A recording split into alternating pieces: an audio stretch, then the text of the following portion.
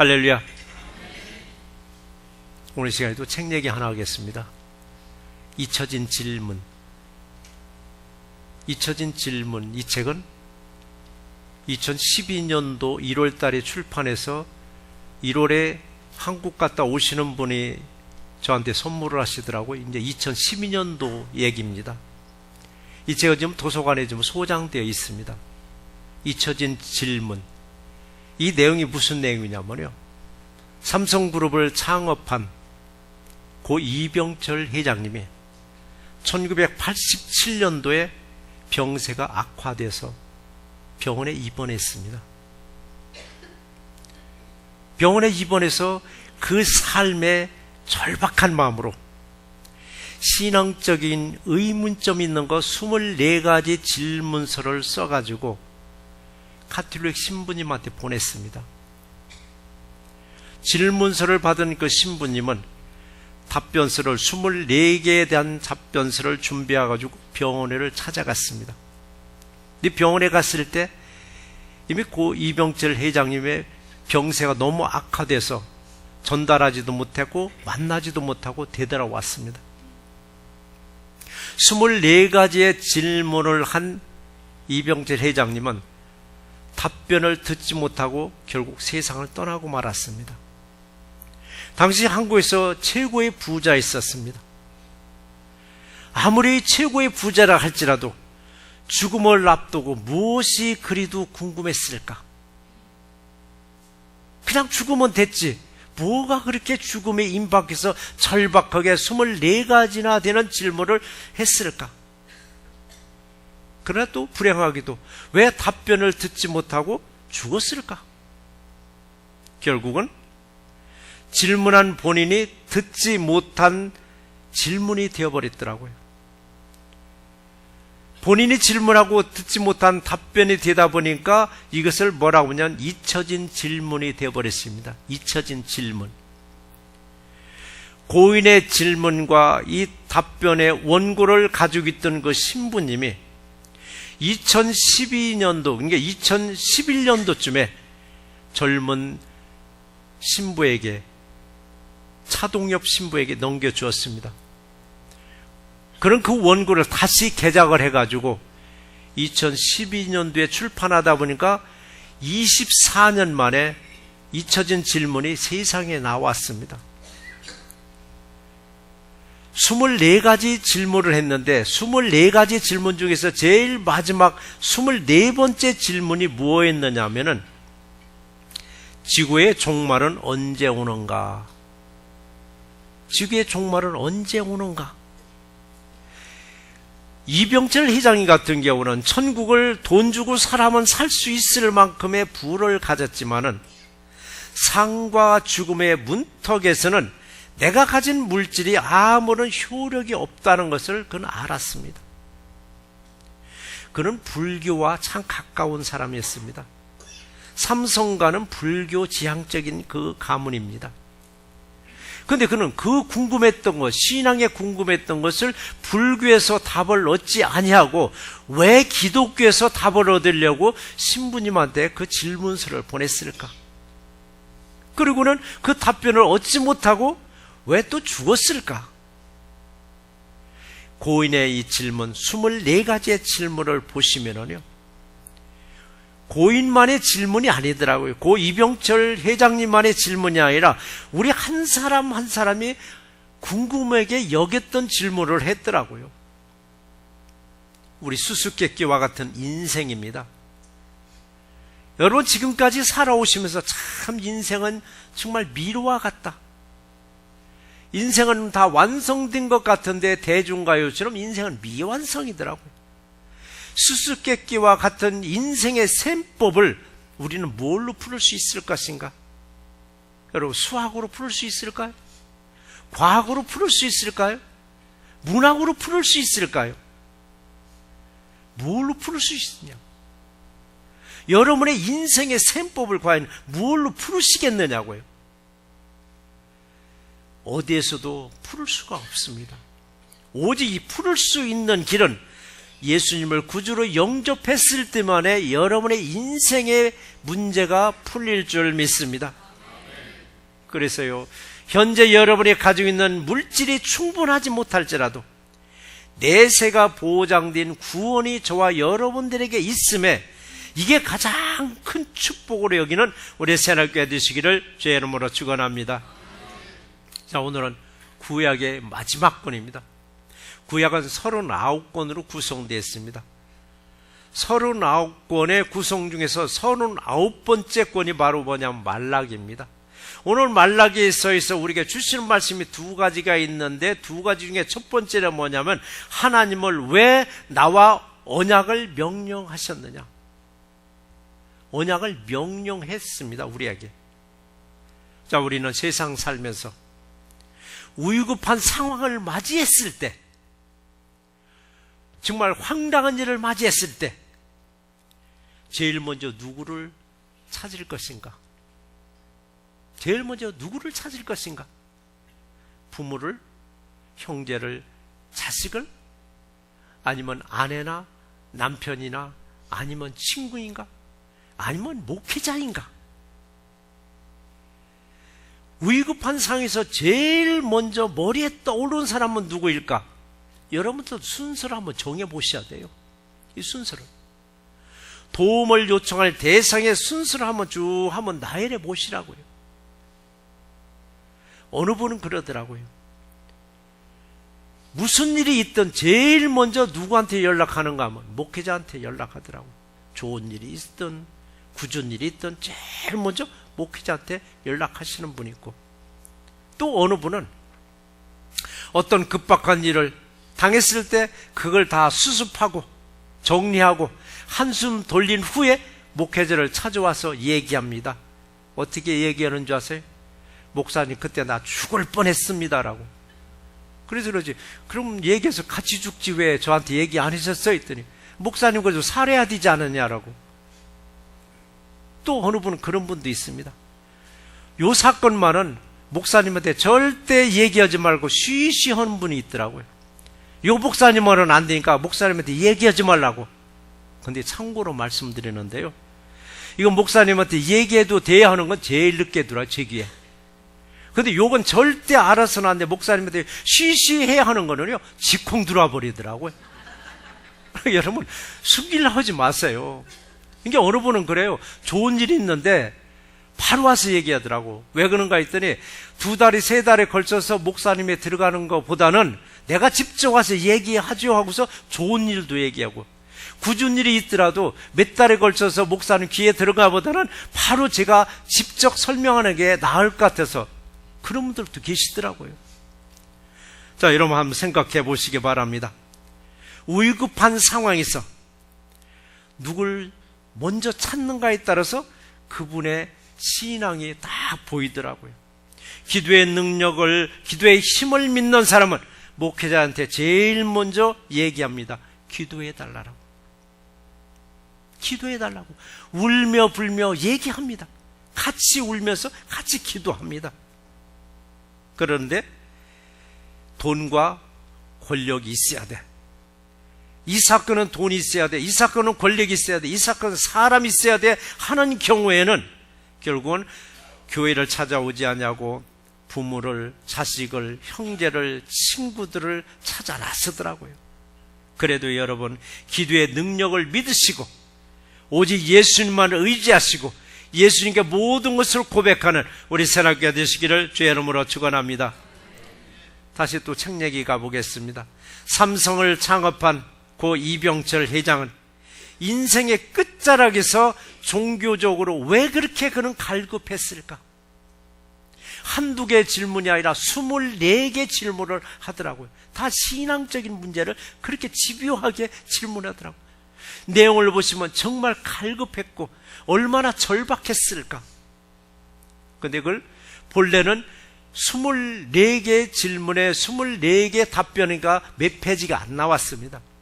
근데 차동혁 신부가 잊혀진 질문이라고 다시 개작을 해가지고 하다 보니까 엄청나게 두꺼운 책으로 만들어버리다 보니까 본질은 조금 잊혀졌지만 그래도 그 본문에서 하고 싶은 얘기는 다 썼더라고요. 자, 왜 인생의 끝자락에서 왜 그렇게 그는 신앙적으로 갈급했을까? 그는 권력과 물질로는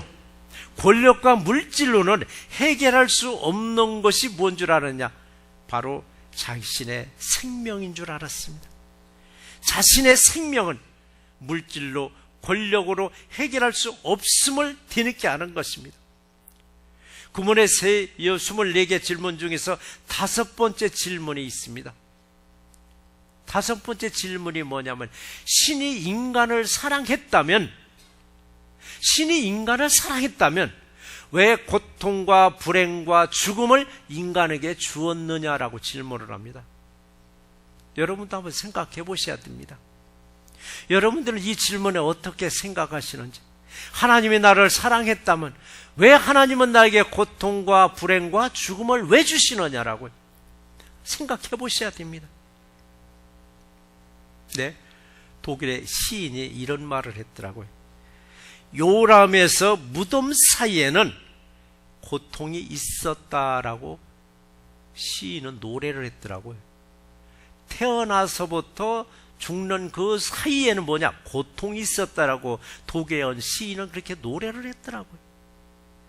그러면은 잊혀진 질문이라는 책에서 어떻게 답변을 했을까? 신이 인간을 그렇게 사랑했다면 왜 고통과 불행과 죽음을 인간에게 주었는가에 그 답변을 이렇게 해줬습니다. 우리가 하나님을 사랑할 수 있는 중요한 통로가 고통이라고 말을 했습니다.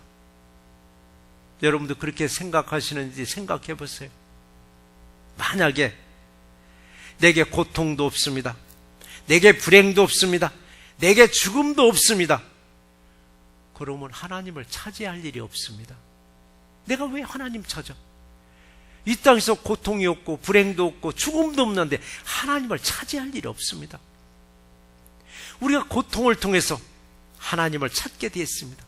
불행을 통해서 하나님을 찾게 되었습니다. 죽음을 통해서 하나님을 찾게 되었습니다.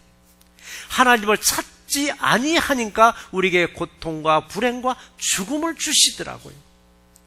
그래서 하나님을 찾을 수 있도록 길을 열어주신 거라고요. 그래서 우리는 고통스러운 불행을 극복하고 자연스럽게 하나님을 찾는 겁니다. 아모스 5장 6절에서 기록을 보시면 여호와 하나님을 찾으라, 그리하면 살리라라고 말씀하셨습니다.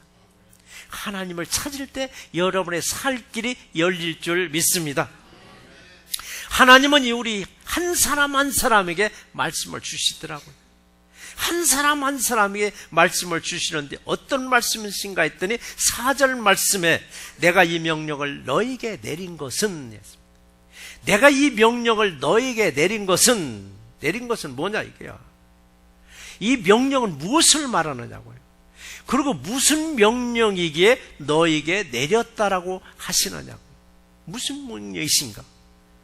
그의 답이 5절에서 기록을 보니까 나의 언약은 생명과 평강의 언약이라고 말씀하셨습니다.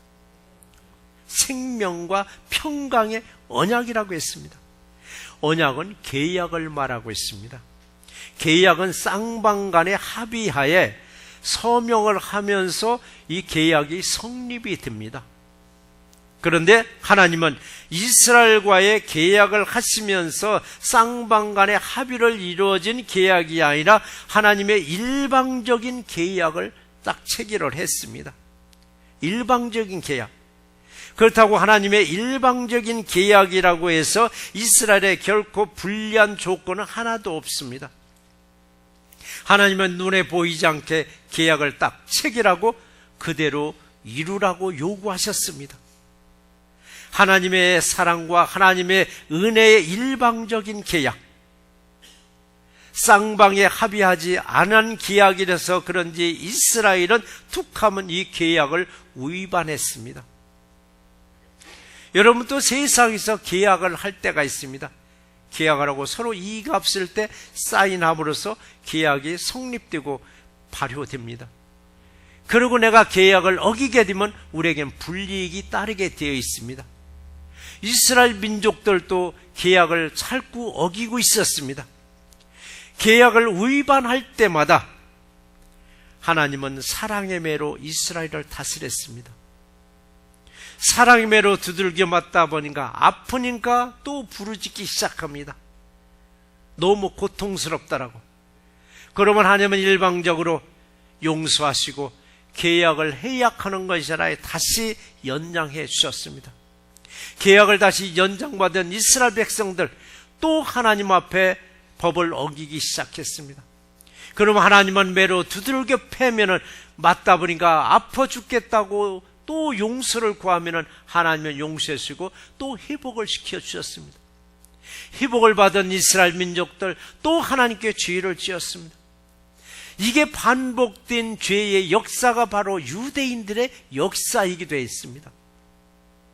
하나님은 이 반복된 고리를 끊어버리고자 오늘 4절 하반절에서 말씀하셨습니다. 나의 언약이 항상 있게 하려 함인 줄을 너희가 알리라라고 했습니다.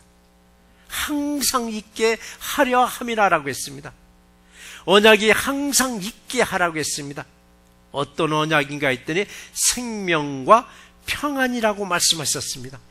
생명과 평안의 언약을 항상 지켜나가는 우리 새롭게 되시기를 주의 이름으로 축원합니다. 두 번째 우리에게 말씀이 뭐냐면 언약을 항상 있게 하려면은 나를 경외하고 내 이름을 두려워하라고 했습니다. 경외하고 하나님의 이름을 두려워하라고 말씀하셨습니다. 인생처럼 참 복잡한 길을 가고 있습니다. 여러분 지금 이 순간까지 여러분 살아온 길을 돌아보면 참 복잡하게 살아왔다. 순탄하게 살아온 것 같은데 세세히 들여다보니까 참 나도 복잡한 인생길을 살아왔다. 출입구가 저기 보이는 데서 열심히 가서 보면은 막다른 골목과 마주치는 게 얼마나 많았느냐고요. 그래서 여러분 수학으로도 인생의 셈법을 풀 수가 없더라고요. 과학으로도 풀 수가 없고 철학으로도 풀 수가 없는 길이 바로 우리 인생길이더라고요. 그래서 우리 인생에는 문제는 분명히 아는데 해답을 못 찾는 겁니다. 인생의 문제를 아는데 해답을 풀 길이 없는데 해답을 지고 있는 분이 딱 한 분 계시더라고요. 오직 예수님만이 그 해답을 지고 계시더라고요. 근데 이런 이론적인 내용은 세상 사람들 다 잘 알아요. 우리 믿음의 백성들 너무 잘 아는 거예요. 세상 사람들조차도 네 문제 너 예수님께 여쭤봐. 예수님이 네 문제 지고 있어? 이럴 정도로 권면할 정도입니다. 내 인생의 답을 지고 계시는 예수님, 오직 예수 한 분인 걸 알아요. 그런데 문제는 알면 뭐하냐고요. 알면 뭐하냐고요. 그래서 우리가 아는 것과 믿는 것은 여러분 전혀 문제가 다릅니다. 예수를 알면 뭐하냐고요. 예수를 알았으면 예수를 믿었을 때 여러분에서 믿음의 역사가 일어납니다. 아는 건 세상 사람들 다 알아요. 면장보다 더 잘 알아요. 믿어져야 됩니다. 믿어졌을 때 여러분의 문제가 해결되는 역사가 임할 줄 믿습니다. 그래서 여러분 아는 만큼 믿어져야 하는데 알긴 하는데 믿어지지 않는 겁니다. 믿어지지 않으니까 실천을 못하는 거예요. 알긴 하는데. 그래서 우리들은 생각해 보셔야 됩니다. 무슨 생각을 하라고요? 나는 과연 하나님을 경외하는가? 나는 과연 하나님을 경외하는가? 경외한다는 말을 내가 누누이 말씀드립니다. 하나님을 존경하면서 우러러보지만서도 한편으로 하나님을 두려워하는 마음을 가진 것이 여러분 경외하는 것입니다. 하나님을 존경을 해요. 우러러도 봅니다. 근데 하나님을 두려워하는 마음 우리에게는 하나도 없을 때 이게 경외하는 게 아닙니다. 하나님을 사랑이라고 했는데 사랑의 반대말은 미움입니다. 하나님께 사랑을 받으려면 사랑받을 짓을 하면 사랑받습니다. 하나님께 복을 받으려면 복받을 짓을 하면 하나님이 내가 원치 않아도 부어주십니다. 그런데도 불구하고 이스라엘 백성들은 미움받을 짓만 골라서 하고 있었습니다. 먼저 구약에서 한번 보시자고요. 이스라엘 백성들, 하나님의 사랑 안에서 정말 보호받으면서 살아왔습니다. 그럼에도 그들은 하나님의 사랑받을 짓을 하지 않냐고 미움받을지만 아주 골라서 하고 있으니까 하나님은 이스라엘이 싫던 좋던 일방적으로 언약을 딱 맺어버리시더라고요. 그리고 언약을 맺으면서 이것만은 절대 하지 말라고 신신당부한 게 뭐냐면은 우상을 만들지 말라, 우상을 섬기지 말라라. 만들지도 말고 섬기지도 말라고 했는데도 불구하고 이스라엘 백성들 우상 숭배에 빠져버리고 말았습니다. 그때마다 시대별로 선지자들을 통해 가지고 경고했습니다. 돌아오라고. 몸만 돌아오지 말고 회개하고 돌아오라고 했습니다. 회개하고 돌아오기를 나간 자식 기다리는 부모의 심정으로 하나님은 기다리고 있었습니다. 회개하고 돌아오라고. 회개하고 너희가 돌아오면 너희 죄가 주홍 같을지라도 하얀 눈보다도 더 희게 깨끗하게 씻어주리라고 했습니다. 너희가 회개하고 돌아오기만 하면 세계 모든 민족에 뛰어난 민족으로 세워주신다고 약속하셨습니다. 너희가 회개하고 돌아오기만 하면 머리가 되고 꼬리가 되지 않게 하리라고 약속하셨습니다. 너희가 회개하고 돌아오기만 하면 너는 구워주되 구우러 다니지 않는 민족으로 축복 내려주신다고 약속하셨습니다. 그런데 이스라엘 백성들 이 약속을 알긴 하는데 안 지키는 겁니다. 왜 안 지키는가? 믿어지지 아니하니까. 그래서 알기만 했지 이들은 믿어지질 않았습니다. 이런 축복을 받으려면 오늘 말라기에서도 조건이 붙어 있습니다. 하나님의 요구 조건은 무리한 게 아니었습니다.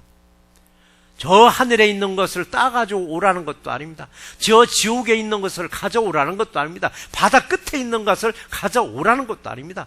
우리가 삶 속에서 분명히 지킬 수 있는 것들을 하나님은 요구하셨습니다. 하나님 말레기 선지자에게 말씀하십니다. 내가 너에게 생명과 평안을 줄 테니 너희는 하나님을 경외하고 하나님의 이름을 두려워하라고 말씀하셨습니다. 생명도 주시고 평안도 주시고 뛰어난 민족으로 머리가 되게 하시고 구워주는 민족으로 축복 내려 주시겠다는 약속. 조건이 뭐냐? 하나님을 경외하라, 하나님을 두려워하라고 했습니다. 여러분들은 어때요? 요 정도는 잘 지킬 수 있을 것 같죠? 쉽지 않습니다. 대놓고 물어보면 아멘으로 답합니다. 아멘으로 답해요. 아멘으로 답을 해놓고 나서는 딴짓을 합니다. 왜 딴짓을 하는가? 설마 화내시겠어? 설마 나한테 화내시겠어? 이 땅에 믿는 사람들이 모래알처럼 셀 수 없는 그 많은 사람들 중에 나 하나 생각하겠어? 근데 하나님은 생각하고 계십니다. 하나님 보고 계십니다. 듣고 계십니다. 알고 계셔요. 나 하나 쉽게 생각하면 안 됩니다. 구약 성경의 내용들 여러분 쉽게 구약의 역사니까 넘어가지 마세요. 여리고성을 정복했을 때 분명히 하나님은 여호수아에게 명령했습니다. 거기서 정복한 탈취물들을 하나도 개인이 갖지 말으라고. 하나님께 드릴 것은 드리고 나머지는 싹 다 불태워 없애라고 했는데 그 중에 딱 한 명 아간이라는 사람이 금과 은과 외투 한 벌이 탐나서 싹 감춰버렸습니다. 그러면 그 한 사람만 징계하면 얼마나 좋으냐고요. 조금 더 나가서 그 한 가정만 징계하면 얼마나 좋으냐고요. 이스라엘 전체에게 고난을 주시더라고요. 단 한 사람 때문에. 여호수아를 공부하면서 제가 몇 번을 얘기했습니다. 나 한 사람쯤이야. 나 한 사람쯤이야 하지만은 나 한 사람쯤이야가 아니라 공동체 전체가 문제를 안고 갈 때가 있습니다. 그래서 전체가 문제가 있을 때마다 내가 뭐 잘못했나? 내가 뭐 잘못했나 하고 자기 자신을 들여볼 수 있는 기회가 여러분 되셔야 됩니다. 하나님 분명히 보고 계십니다. 듣고 계십니다. 알고 계십니다. 한번 생각해 보세요. 하나님을 경외하고 하나님의 이름을 두려워한다면 어떻게 우리가 우상 숭배에 빠지겠느냐고요. 오늘날에 우리에게 이런 말을 하면 하나님은 웃기는 사람이라고, 내가 어떻게 우리 집에 우상이 있느냐고, 우리 집은 아무런 우상이 없다라고. 현대의 우상은 눈에 보이는 우상이 아닙니다.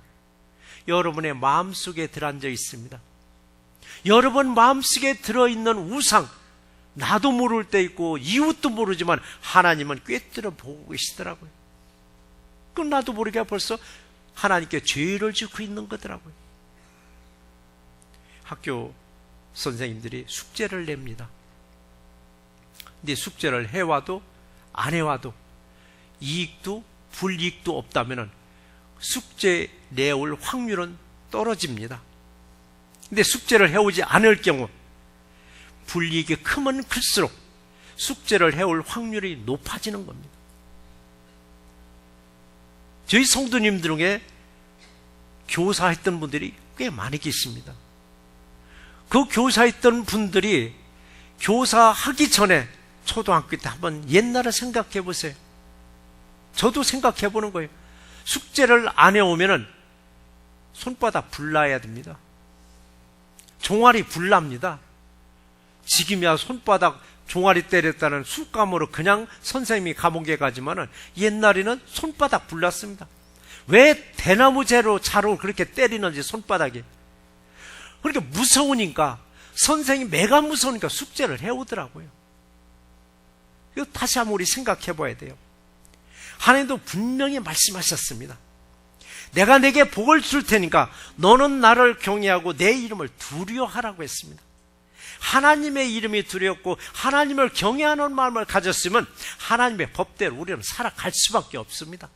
딴색은 가졌다가도 하나님이 진노하실 텐데, 하나님이 알고 계신데, 하나님 보고 계신데, 듣고 계신데, 이게 생각이 나니까 입조심하지 않을 수가 없고 행동에서 조심하지 않을 수가 없는 거예요.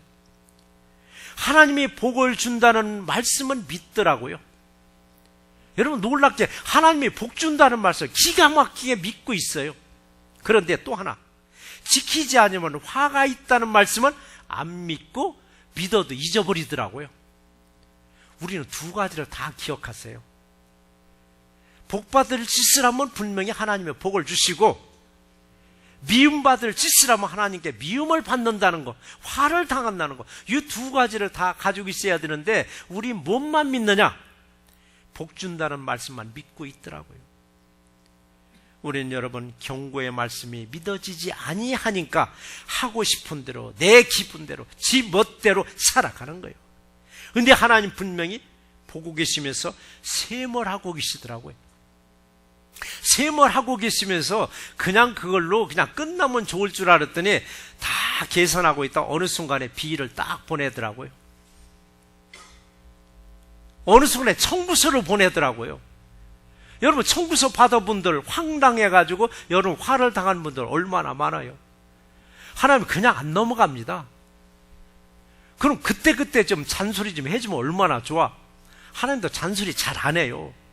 요즘 잔소리 듣고 싶은 사람 어디 있냐고. 그러니까 하나님도 잔소리 않고 모았다가 어느 날 갑자기 비를 딱 보내는 거예요. 청구서를 보내는 거예요. 청구서 보니까 감당 못하는 거예요. 그러니까 그냥 주저앉아 버리는 거예요. 어느 사람은 건강으로 주저앉아 버리고 어느 사람은 물질로 주저앉아 버리더라고요.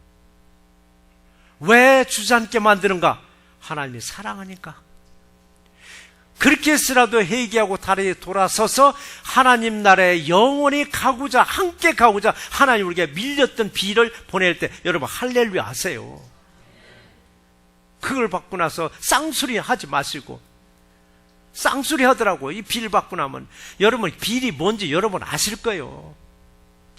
하나님 그냥 안 넘어갑니다. 근데 넘어가는 경우도 있어요. 하나님이 사랑하지 않는 사람들이 있더라고요.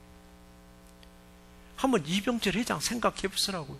자신을 그렇게 갈급했던 거 답변서까지 다 해가지고 왔는데 왜 그때 병세가 악화돼서 아무도 접견하지 못하게 하고 결국 답변을 못 들고 하나님을 데려가느냐고요. 근데 우리 같은 경우 웬만하면 하나님이 더 들어주시고 하나님이 함께 하시더라고요. 사랑하기 때문에 그런 거예요.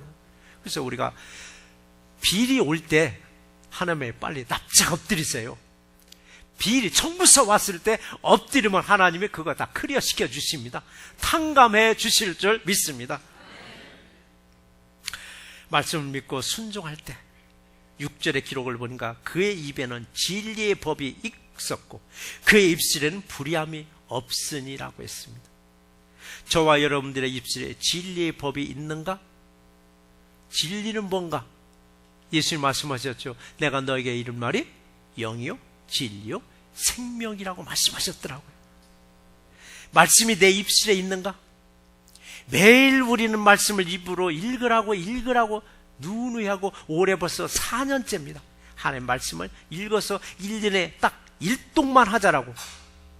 올해 벌써 금년 다 가잖아요. 내일부터 요한복음 들어가는 거예요. 읽기 시작한 게. 창세기부터 시작할 때 언제 가나 싶었더니 월요일 날부터 뭐가 들어가? 요한복음 들어가는 거예요.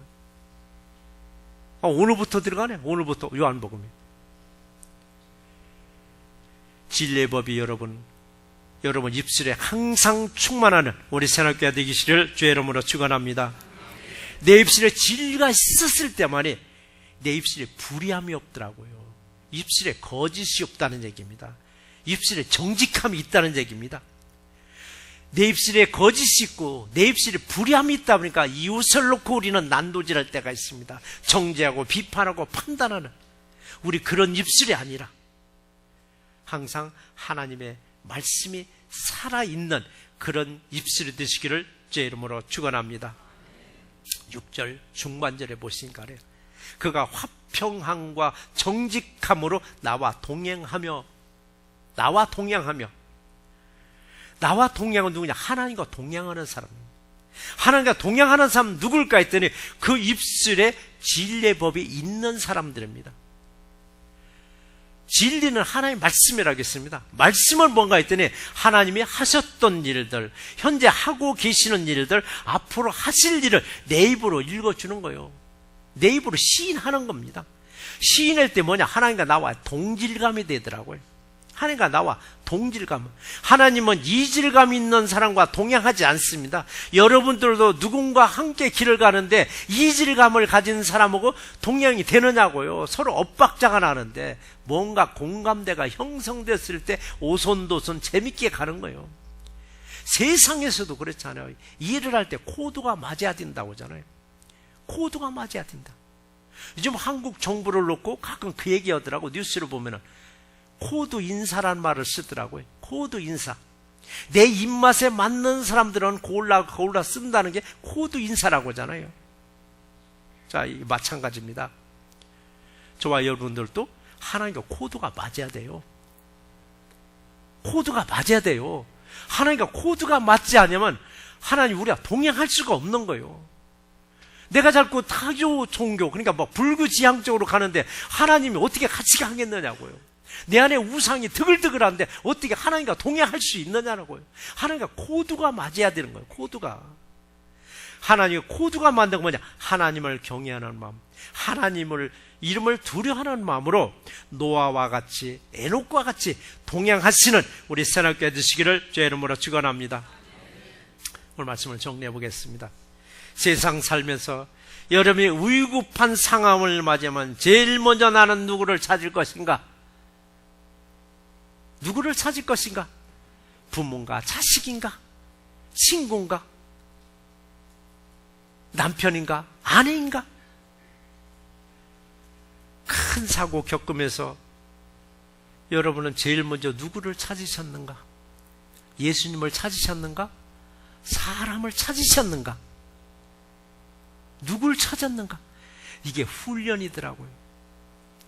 훈련되지 않으면은 마음속으로는 주님을 찾아야 되는데 나도 모르게 벌써 사람을 딱 찾는 거더라고요. 여러분의 입술에 진리의 법이 함께 하는 사람 입술에는 어느 상황에서도 예수님을 제일 먼저 찾을 줄 믿습니다. 예수님을 찾은 사람들은 생명과 평안을 주시고 동행까지 하신다고 했습니다. 우리 각자와 약속을 맺으셨습니다. 그럼에도 불구하고 나는 누구와 동행하는가? 남편과 아내와 얼콩달콩 세상 끝까지 함께 간다고 자신할 것인가? 자식들과 알콩달콩 그냥 세상 끝까지 간다고 자신할 것인가? 내일 일은 아무도 몰라요.